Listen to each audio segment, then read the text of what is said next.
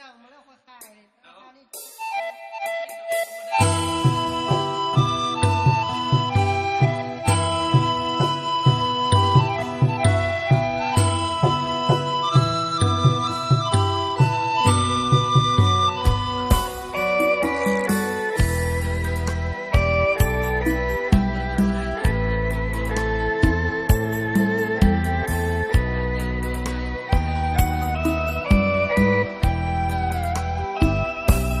สุราแก้วนี้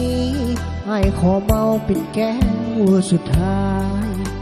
ขอดื่มให้ลืมสามวัยคนงามหน้าใสที่มาหลอกลวงตอนเป็นแฟนกันไอ้นั้นทั้งห้าทั้งหัวแต่วันนี้น้องนั้นมาควงสายคนยืนต่อหน้าต่อตาก่อนเคยสัญญาว่าสิหักแต่อายเท่านั้นเลยจนนั้นบ่สำคัญน้องสิหักแต่อายคนเดียวแต่มาวันนี้น้องคนนี้กลับมาปีเดียวแต่ว่าสิหักแต่อายคนเดียวสิบ่แลเลี้ยวผู้ชายคนใดขอดื่มให้เมาให้ลืมเจ้าผู้หญิงใจดำส่วนไอ้สิยอมสอกซ้ำในเมื่อก่อนทำไปหาคน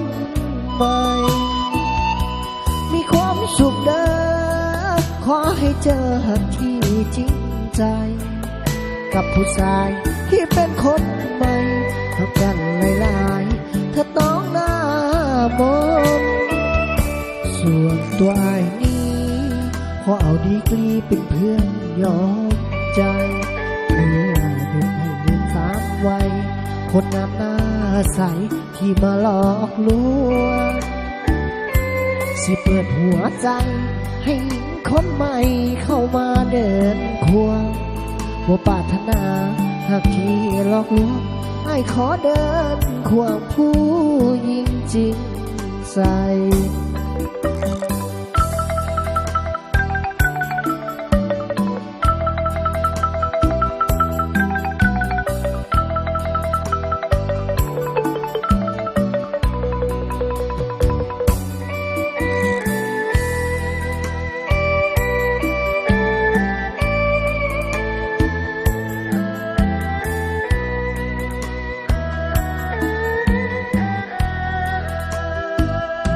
ขอดื่มให้เมา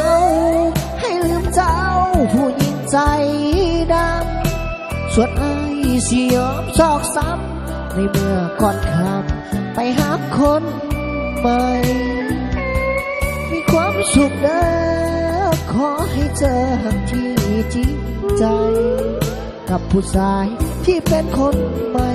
หักกันหลายๆถ้าน้องหน้ามนส่วนตัวไอ้นี้